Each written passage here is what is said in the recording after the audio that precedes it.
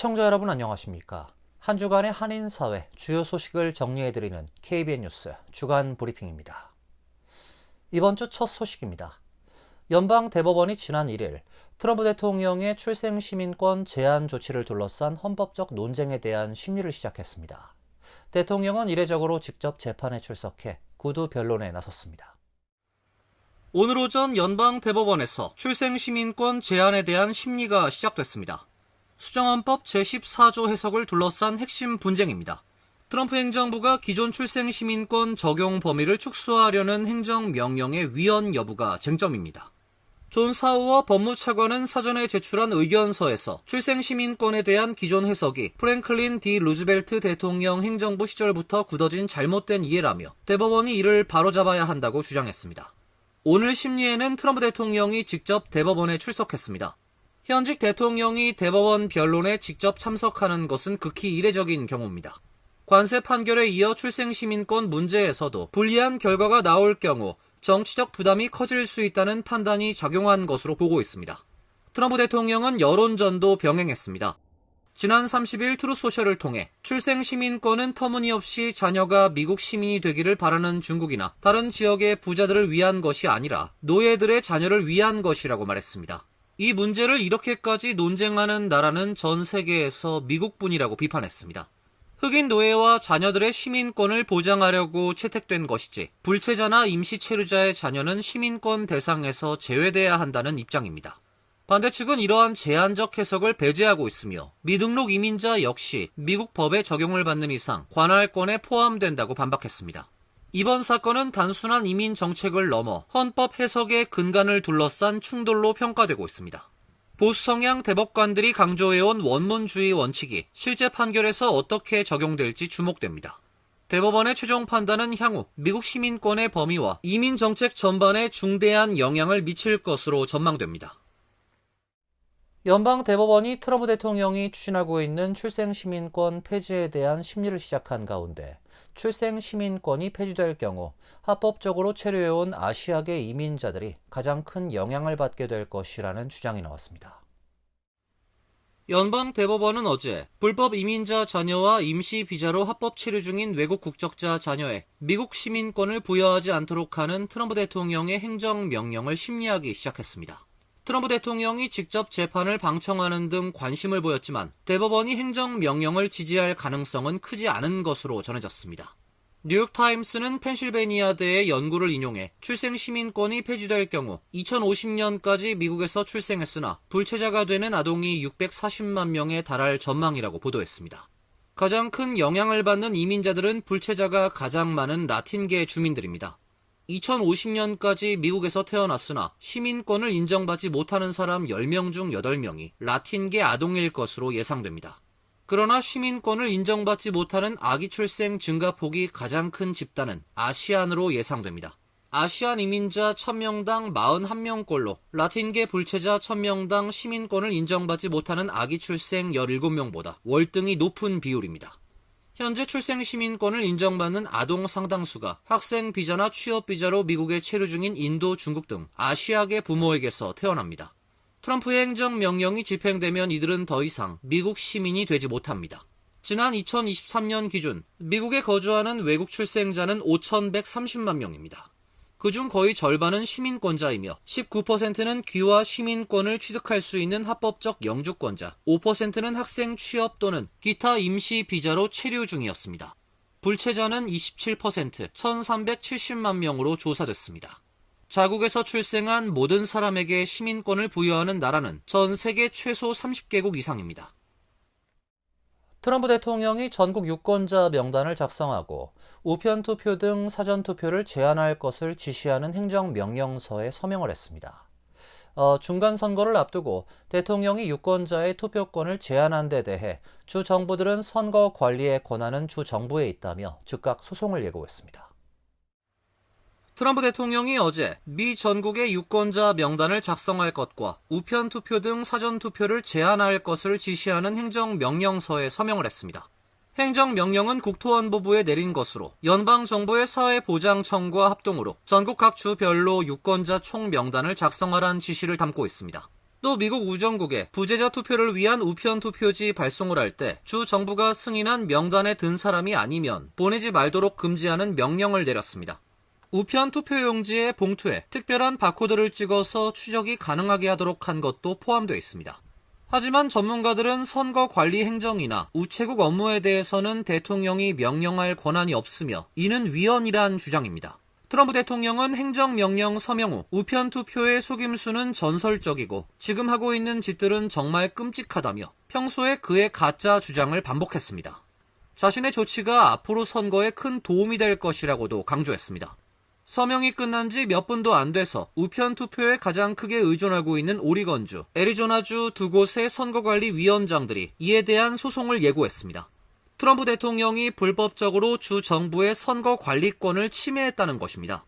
이들 주는 헌법에는 분명히 대통령이 각 주의 선거에 대해 아무런 권한이 없다는 게 명시돼 있다며 이번 행정명령도 법원에 도착하자마자 당장에 금지될 것이라고 밝혔습니다. 트럼프 대통령이 지난 1일 대국민 연설에서 이란과의 전쟁이 목표 달성에 근접했다면서도 향후 2-3주 동안 공격의 수위를 더 높이겠다고 예고했습니다. 구체적인 종전 계획이나 협상 진전 상황을 발표할 것이란 기대가 무너지면서 유가는 다시 폭등했고 주식시장도 하락세로 돌아섰습니다. 트럼프 대통령은 어젯밤 워싱턴 DC 백악관에서 약 18분간 이란 전쟁과 관련한 대국민 연설에서 미국은 이란 해군과 탄도미사일, 미사일 생산시설을 파괴하고 이들이 결코 핵무기를 보유하지 못하도록 보장했다면서 핵심 전략 목표가 완료 단계에 근접하고 있다고 기쁘게 말씀드린다고 밝혔습니다. 이어 이란의 핵시설은 미국의 집중적 위성 감시 통제하에 있으며 만일 그들이 어떤 움직임을 보인다면 우린 다시 한번 강력한 미사일 공격을 가할 것이라고 강조했습니다. 또한 우리는 매우 신속하게 이 일을 끝낼 예정이다. 우리는 매우 가까워지고 있다고 말했습니다. 전쟁 종식에 가까워졌다면서도 이란에 대한 군사작전은 축소하기보다 더 확대하겠다는 엇갈린 신호를 보냈습니다. 우리가 미국의 모든 군사적 목표를 아주 조만간 달성할 수 있을 것으로 보인다며 앞으로 2-3주 동안 이란에 대한 대대적 공격을 감행할 것이다. 이란을 석기 시대로 돌려보낼 것이라고 말했습니다. 이어 그러는 동안 협상은 계속되고 있다며 이란 정권 교체는 미국의 목표가 아니었지만 실질적으로 정권 교체가 이루어졌는데 모든 기존 지도부가 사망했기 때문이다. 새로운 지도부는 덜 급진적이고 훨씬 합리적이다고 주장했습니다. 이 기간 동안 합의가 이루어지지 않는다면 우리는 이란의 주요 목표물을 타격할 것이라며 모든 발전소를 매우 강력하고 동시에 타격할 것이라고 말했습니다. 앞서 일각에선 트럼프 대통령이 협상 진전 사항이나 구체적 종전 계획을 제시할 것이란 기대가 있었으나 전쟁과 관련한 새로운 발표는 나오지 않았습니다. 기존에 제시했던 4월 6일 마감 시한의 연장 여부나 이목이 집중되는 미국의 지상군 투입 여부에 대해서는 언급조차 하지 않았습니다. 종전 기대감이 무너지면서 국제 유가는 폭등했고 주식시장도 하락세로 돌아섰습니다. 전쟁이 길어지고 호르무즈 해협의 안전이 위협받으면서 유가가 급등하고 휘발유 가격도 가파르게 상승하고 있습니다. 전국 평균 휘발유 가격은 4달러를 넘어섰고 일부 지역은 6달러에 육박하고 있습니다. 미국의 휘발유 가격이 1갤런당 평균 4달러를 넘어섰습니다. 미국의 휘발유 가격이 갤런당 4달러를 넘어선 것은 러시아의 우크라이나 침공 이후 2022년 8월 이후 처음입니다. 쿠웨이트 석유공사가 이란의 공습으로 화물을 가득 실은 유조선이 공격을 받았다고 밝힌 후 유가가 가파르게 올랐습니다. 미국 벤치마크인 서부 텍사스산 원유 선물은 어제 오후 3.4% 상승한 배럴당 106달러 40센트를 기록했습니다. 이란의 호르무즈 해협 봉쇄가 임박하면서 휘발유를 만드는 데 사용되는 석유를 포함한 많은 상품의 가격이 상승하고 있습니다. 트럼프 정부는 앞서 25일 올 여름 자동차의 옥수수 기반 에탄올 혼합물 판매가 금지된 여름에도 판매를 허용, 휘발유가 급등해 환경 규제를 완화하는 대책을 내놓았습니다. 연방환경보호청은 지난 25일 텍사스에서 열린 주요 에너지 컨퍼런스에서 미국의 에너지 지배력을 창출하려는 행정부의 목표를 더욱 강화하고 소비자들이 치솟는 유가에서 벗어날 수 있도록 할 것이라며 이같이 발표했습니다. 유가 상승이 트럼프 대통령에게 정치적 부담으로 작용하고 있는 가운데 핵심 지지층인 농민들의 지지를 유지하기 위한 조치로 분석됩니다. AAA에 따르면 오늘 오전 현재 미국의 평균 휘발유 가격은 갤런당 4달러 1센트를 기록하고 있으며 뉴욕은 3달러 94센트, 뉴저지 3달러 92센트, 캘리포니아는 5달러 88센트를 기록하고 있습니다. 메디케이드 수혜자들이 내년부턴 6개월마다 자격 심사를 받아야 합니다. 자격 재심사가 2배로 늘어나면서 서류 미비나 신고 지연 등으로 인한 행정적 탈락 가능성이 크게 높아질 전망입니다.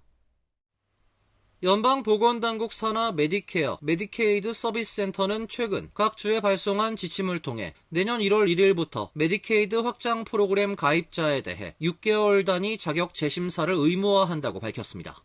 이에 따라 19세부터 64세 사이의 성인 수혜자들은 연 2회 소득, 근로 여부, 가구 구성 등을 증명해야 합니다. 이번 조치는 근로요건 보고 의무와 맞물려 수혜자들의 부담을 더욱 키울 것으로 보입니다.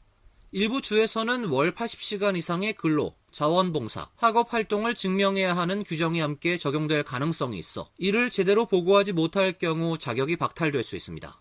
전문가들은 제도 변화 자체보다 절차적 탈락 문제를 더 우려하고 있습니다. 실제로 최근 몇 년간 메디케이드 갱신 과정에서 서류 미제출이나 연락 두절 등의 이유로 자격을 상실한 사례가 급증했으며 이번처럼 재심사 주기가 짧아질 경우 같은 문제가 반복될 가능성이 크다는 지적입니다. 특히 언어 장벽이나 정보 접근성이 낮은 한인 고령층, 이민자 가정의 경우 타격이 더 클 것으로 예상됩니다. CMS 지침에 따르면 각 주는 2가지 방식 중 하나를 선택해 제도를 시행할 수 있습니다. 첫 번째는 기존 갱신 일정에 맞춰 순차적으로 6개월 재심사를 적용하는 방식으로 행정 혼란을 줄일 수 있어 대부분의 주가 채택할 가능성이 높습니다. 두 번째는 내년 초부터 일부 수혜자의 갱신 시점을 앞당겨 빠르게 6개월 체계로 전환하는 방식이지만 행정 부담과 혼선이 커질 수 있다는 우려가 제기되고 있습니다. 전문가들은 제도 변화에 대비한 사전 준비를 당부하고 있습니다. 주소, 전화번호, 이메일 등 연락처를 최신 상태로 유지하고 우편으로 발송되는 갱신 통지서를 놓치지 않는 것이 중요합니다. 또한 소득이나 가구 구성, 근로 상태에 변화가 있을 경우 즉시 보고해야 불이익을 줄일 수 있습니다. 2026-27학년도 가을학기 아이비리그 대학 합격률이 전반적으로 낮아졌습니다. 지난 시즌엔 SAT 성적 제출이 다시 의무화되면서 지원자 수가 일시적으로 감소했으나 이번 시즌엔 다시 예년 수준으로 회복됐습니다. 아이비데이라고 불리는 지난 27일 발표된 아이비리그 대학 입시 결과에 따르면 컬럼비아대는 올해 총 6만 1,031명이 지원해 2,581명이 합격 통보를 받았습니다. 전년 대비 합격률이 0.06%포인트 감소했으며 지원자 수는 전년 대비 2.4% 증가했습니다. 예일대 합격률 역시 4.24%로 2025에서 26학년도 4.59%보다 0.35%포인트 감소했습니다. 지원자 수는 52,227명에서 54,919명으로 9.3% 늘어났습니다. 브라운대의 합격률은 5.35%로 전년도 대비 0.3%포인트 감소했으며 지원자 수는 42,765명에서 47,937명으로 12.1% 증가했습니다. 다트머스는 지난해 12월 레귤러 디시전 결과 처리 이후 합격률을 공개할 것이라고 밝혔으나 29일 기준 아직 발표되지 않은 것으로 확인됐습니다. 아이비리그 대학 중 하버드, 프린스턴, 유펜, 코넬대는 합격률을 공개하지 않았습니다. 유펜의 경우 지원자 수가 6만 1,000여 명을 기록했다고만 밝혔고 이는 지난해 공개된 지원자 수인 7만 2천여 명보다 크게 줄어든 수치입니다. 유펜은 다른 아이비리그 대학들과 달리 이번 입학 전형부터 SAT 점수 제출 의무화를 제기했기 때문에 지원자 수가 줄어든 것으로 보입니다.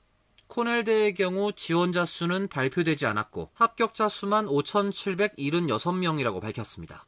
지난해 합격자 수 5,824명보다 소폭 줄어든 수치입니다. 전 세계 주요 차량 제조사들이 참여하는 2026 뉴욕 국제 오토쇼가 개막했습니다. 한국의 제네시스, 현대와 기아차는 새로운 차량들을 잇따라 공개하며 행사를 주도했습니다. 제네시스가 어제부터 시작된 2026 뉴욕 국제 오토쇼에서 G90 윙백 콘셉트를 북미 시장에 최초로 공개했습니다.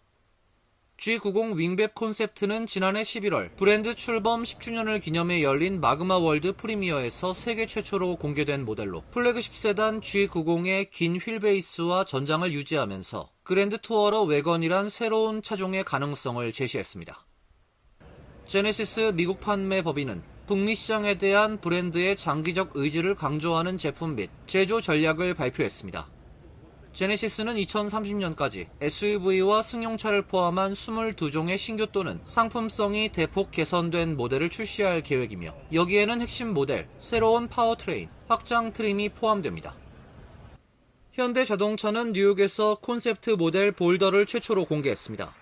볼더는 현대차의 차세대 중형 픽업 트럭의 방향성을 제시하는 콘셉트카로 아웃도어의 성지로 알려진 콜로라도주의 도시에서 이름을 따왔습니다. 차체에 바디온 프레임을 적용했고 다양한 오프로드 환경을 주행할 수 있도록 가파른 접근각과 이탈각, 브레이크 오버각을 확보했습니다. 그 외에도 올해 출시를 앞두고 있는 아이오닉 6N 버전 등 전기차 모델들도 전시됐습니다.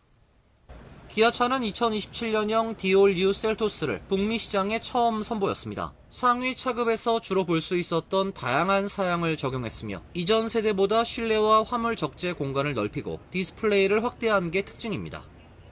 셀토스 1.6 터보 가솔린과 2.0 가솔린 엔진 모델은 올해 2분기 중, 1.6 하이브리드 모델은 4분기 말 미국 시장에 순차적으로 출시할 계획입니다. 맨해튼 제이콥 제비츠 센터에서 열리는 뉴욕 오토쇼는 내일부터 12일까지 진행됩니다. 이상으로 KBN 뉴스 주간 브리핑을 마칩니다. KBN과 함께 즐거운 주말 되시길 바랍니다.